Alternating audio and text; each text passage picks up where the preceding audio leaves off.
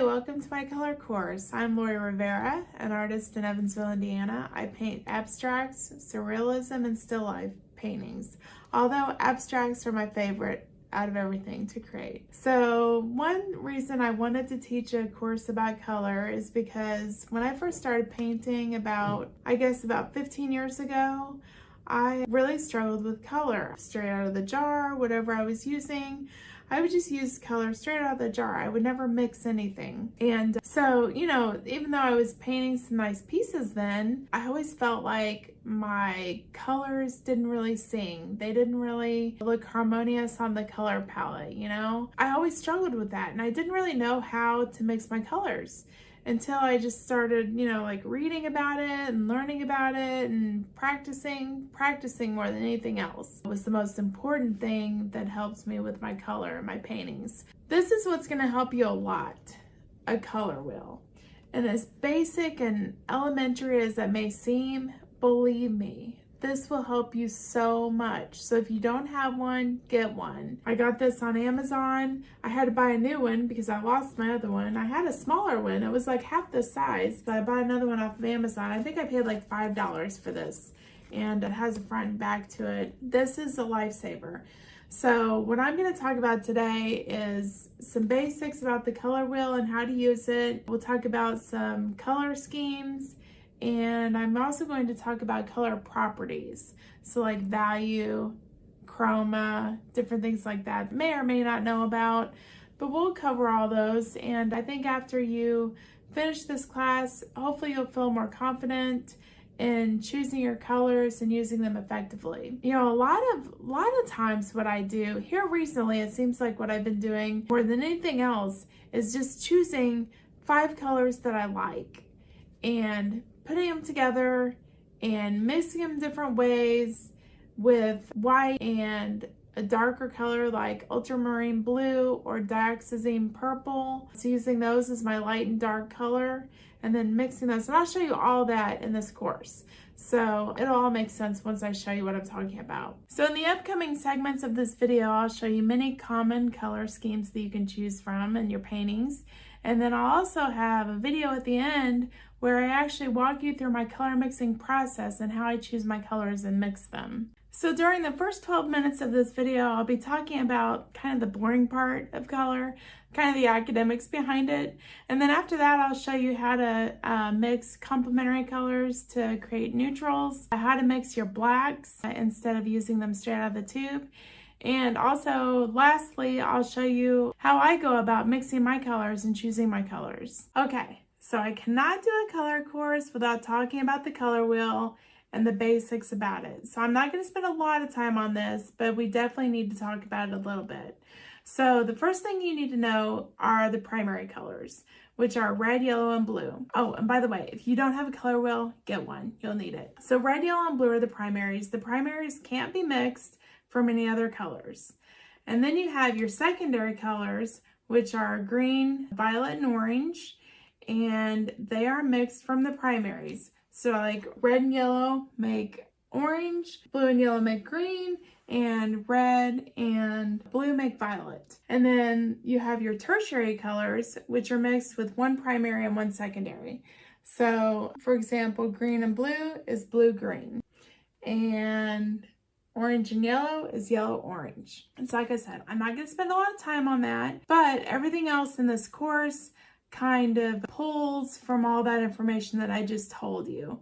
Most of it anyway. So I just wanted to go over that real quick. I'm going to talk real quick about color properties. First of all, value. That's the lightness and darkness of a color. Lightness or darkness of a color. And if you've ever noticed, like if you put different colors on your painting and then, the colors, like you can see the colors when you look at the painting, but then the values, like have you ever taken a picture of your painting and then converted it to black and white on your phone and then it just all looks gray? There's like no darks or lights, it all looks the same. Well, that's what I'm talking about, value. You need value contrast in your paintings. You need darks and lights and in-betweens. Hue is another property, and hue is basically just the color family of a color. So like, you might have blue, blue-green, sap green, yellow-green, but it's all in the green family. You might have Hansa yellow, cadmium yellow deep, cadmium yellow medium, primary yellow, but the hue is yellow. It's all in the yellow family. So that's what hue is. There's also saturation, which is also known as intensity or chroma, and that's basically the pureness of a color. So like if I take a color right from the tube or the jar, that would be considered high intensity or high chroma or highly saturated. It would be a saturated color right from the jar. That's saturated. Unsaturated is when you would add a complement to it to decrease the brightness or decrease the saturation. That would be a desaturated color. So right out of the jar is saturated. The more you neutralize it by adding a complementary color, then that is a desaturated color. Okay, the last color property that you need to know is color temperature. So generally speaking, let me turn this like this. Let's put it like that. Generally speaking, your warm colors are on this side of the color wheel over here, red, orange, and yellow. And your green, blues, and violets, your greens, blues, and violets are the cool colors. The main thing to know about warm and cool colors is that warm colors advance in a painting, so they come forward in a painting and appear closer, and cool colors recede. They look farther away. So you might want to think about this, especially when doing like landscapes, to make things look farther away, you know, use cooler colors, you know, things closer in the landscape, you might want to warm them up a bit. Portraits, something else, you know, portraits. You might want to, like, on the nose, have warmer colors on the nose and warmer colors, you know, maybe on the chin, and, you know, things on the face that are closer, you might want to warm those up a little bit. But yeah, that's what color temperature is all about. And, you know, you can even have like a warm red and a cool red. So even though reds, oranges, and yellows are warm colors, you might have a cool yellow, like cadmium yellow, light. I use that one a lot. That's a cool yellow. Okay, so the easiest color scheme to use, the easiest one out of all the color schemes, would be to use colors opposite of each other on the color wheel.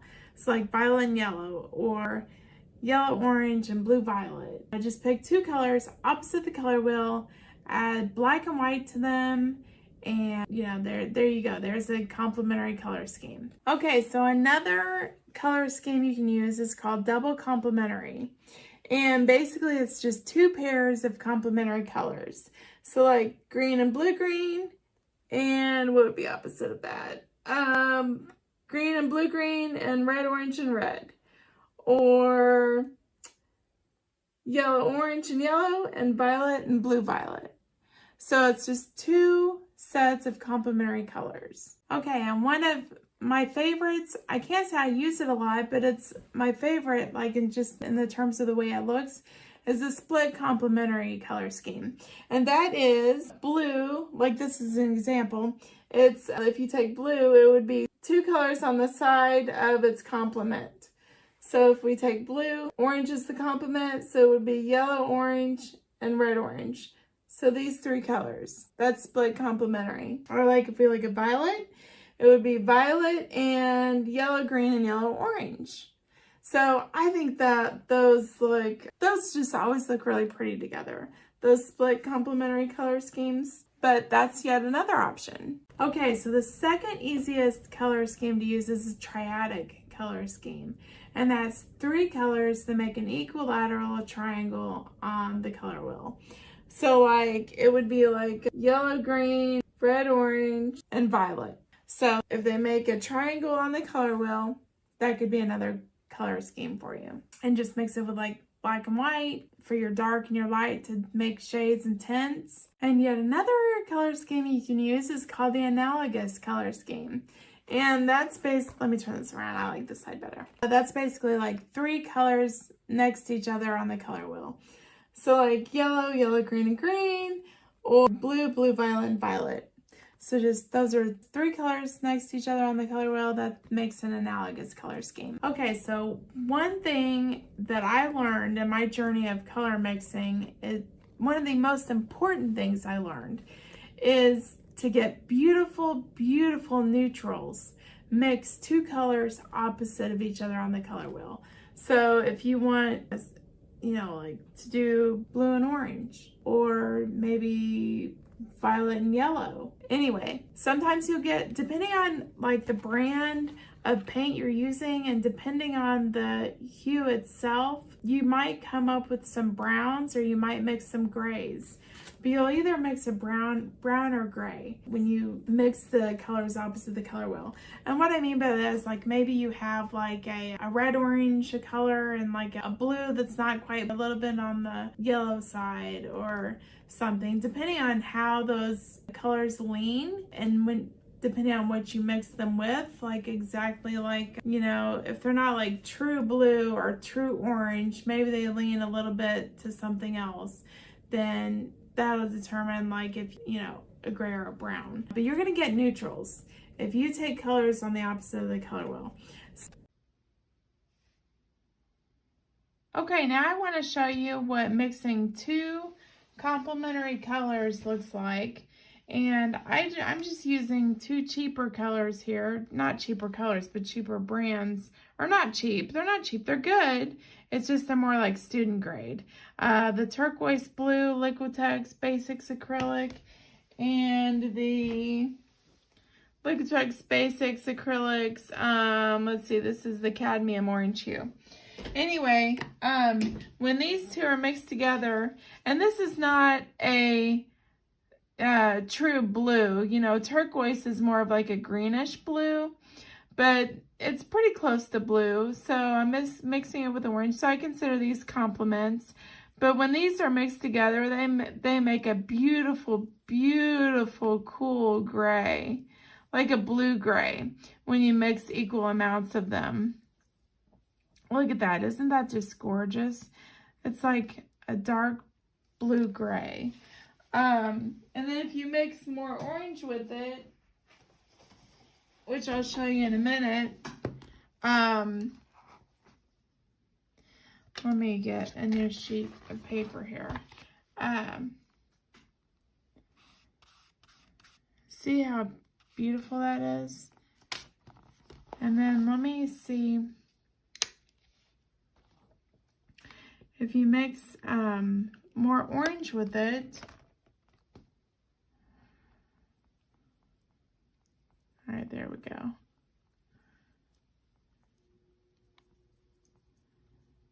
Yeah, there we go. That's more the color I'm trying to show you here. All right, so that's if I mix more orange with it. See, that's just a beautiful, cool gray. Just gorgeous. And then if we mix some white with it,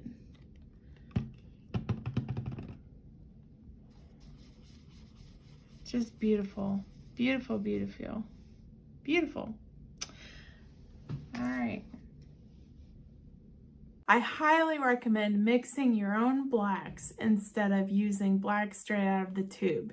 Your colors will look more rich if you do this. So if you use black straight out of the tube to add your other colors to darken them, they're gonna look very dull. So I recommend, well, what my favorite black mixture that I blue with burnt sienna. Phthalo blue, what I use a lot of, is very, very intense. It's a very intense color. It's very overpowering. So, you know, you kind of use it with caution, I guess. But I do love it though. I love that color. Blue and burnt sienna. Another option to darken your colors is to use another dark color like dioxazine purple.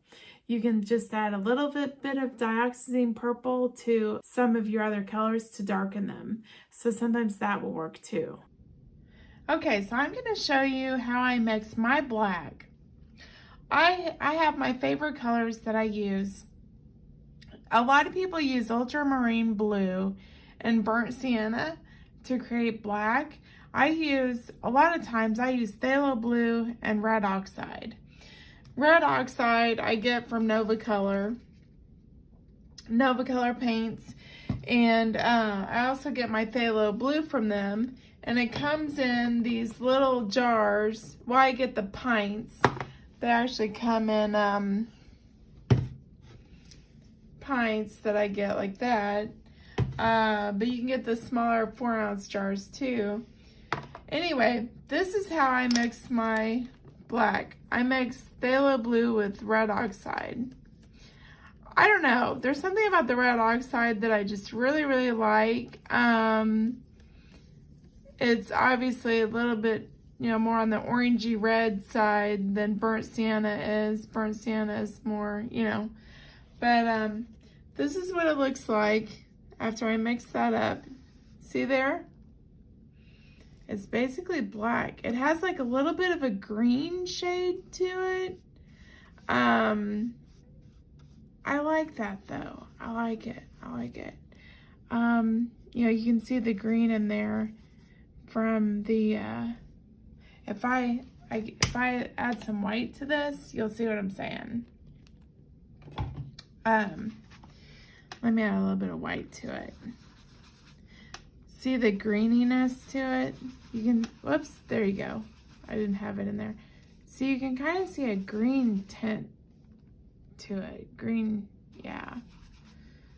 So I can even add a little bit more there. So it's kind of like a green gray when I lighten it, but that's what my phthalo blue and red oxide gives me, a green gray. Now, if I want a warmer gray, then I could add a warmer color to it. Okay, now I'm showing you ultramarine blue. That's ultramarine blue and red oxide, and I'll show you what that gets us. It's a little bit different color of black, but different shade of black, but it gives us black also. Okay, let's try that.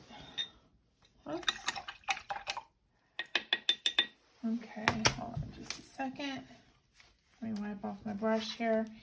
Okay, this is what the ultramarine blue and black looks like. I mean ultramarine blue and red oxide. And actually, I think I'm gonna add a little more blue to it. There we go. That's more, whoops, sorry. That's more like it. So this had more of the red oxide in it. This has more of the ultramarine blue in it. Now if we add some white to that, I'll show you the difference. Okay, so this is white. So that's a little bit warmer of a gray than this gray.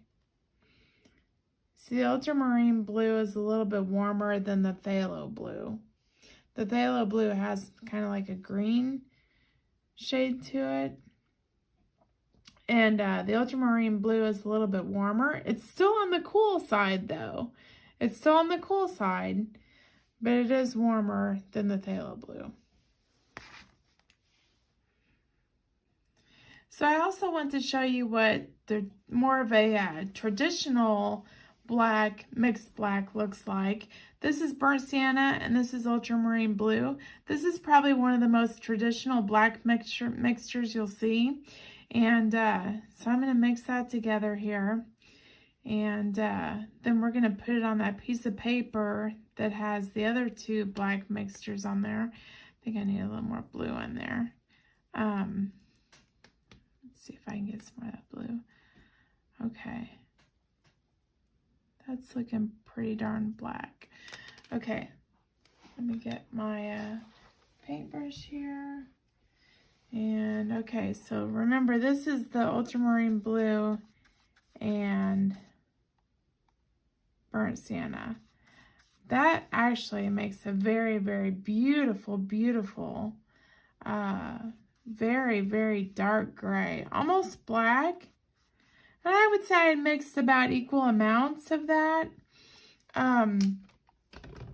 Actually, now that I mixed that, I think I'm going to go back to using ultramarine blue and burnt sienna for my black, because that's just gorgeous. That's just really, really gorgeous. I'm not sure why. Yeah, that's a very cool gray. And then the phthalo blue with the red oxide is more of like a warmer gray. And then the phthalo blue and the red oxide is kind of like a green gray. Yeah, but there's the 3 grays we just mixed, and blacks, the blacks too, blacks and grays. Okay, so now that we've covered some of the basics of color, some color schemes that you can choose and that kind of thing, I'm going to show you how to mix a limited palette. So this limited palette, in this one I use white and cadmium yellow light and quinacridone magenta, phthalo blue, and burnt sienna. Okay, so I've showed you how to get black by mixing burnt sienna and phthalo blue, or ultramarine blue and burnt sienna. Either one of those work. But let's see, so to make orange, for example, I would mix some of this yellow with a little bit of quinacridone magenta. And there you can see there's orange. To make purple or violet, if you want to call it that, mix a little bit of quinacridone magenta with the blue, and then if I add some white, so you can see that's violet now. Oh, and we can add some white to this orange over here to make it lighter too. And then let's see, to make green, we just take some of this yellow, add a little bit of blue to it, and there we have green. And that's kind of like a Christmas green, you know? So if we want to use green that's more like what you see in like plants and stuff like that, then we could add a little bit of this red to it to decrease the brightness a little bit. See, now it's more of a olive green. So we mixed the complement of green to decrease the brightness. So we made our green with blue and yellow, and then we added a little bit of red, the complement of green, to decrease the brightness. And let's see. So some other colors we can make. We can mix this green and purple, and that's giving us kind of like a gray color. See there? Kind of gray-green. But you can mix, let's see, red, yellow, and blue together. That should give us brown. I think it's kind of green right now, so add a little bit more red. There we have brown. See there? Brown. Okay. But yeah, you can mix these all kinds of different ways. We can mix this red and blue and brown to get a darker brown, and just kind of have fun mixing your colors all together, and just different ones. Let's see, yellow and brown with a little bit of blue in there. That gives us a brown color. See there? Yeah, so you can just kind of have fun. And this is how you would mix a limited palette. So a limited palette is a palette that uses very minimal colors, usually 5 to 7 colors. So we had 5 here. And then with the limited palette, you usually mix all your secondary colors, so like green, orange, and violet. The green we got with yellow and blue, the violet with red and blue, and then the red and yellow made orange. So that's how you would mix a limited palette. And then, like I said, you can mix a whole bunch of these colors together to achieve just all kinds of different colors. I would recommend, if you use a limited palette, just take a big piece of paper, watercolor paper or some kind of paper, mixed media paper, and mix your colors in different ways, and then make like a color chart, on a piece of paper. Make a color chart and record what ratios of each color you added to get the different colors. Congratulations, you have completed my color course, so you should be able to mix a limited palette with confidence now, mixing all your secondary colors, mixing browns, mixing grays, blacks, neutrals, all that kind of stuff. You should be all ready to do that now. If you're interested in learning more about my art, you can visit my website at lauririveraart.com. That's LORIRIVERA art.com. Or shoot me an email at lauririveraart@gmail.com.